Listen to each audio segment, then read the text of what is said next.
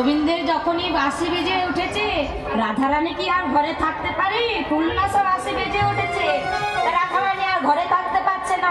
এই মতো সময় ললিতা বিশাখাকে ডেকে বলছে, আরে ও বিশাখা, আরে ও ললিতা, তোরা কি যাবি ওই কৃষ্ণ দর্শনে? তাই তো রাধারানী আমার বলছে, তোরা যাবি কিনা যাবি সখী? আয় আয় আয়, তোরা সকলে মিলে আয়, সকলে একসাথে যাবো। তোরা যাবি কিনা যাবি সখী? বলে নাই আমার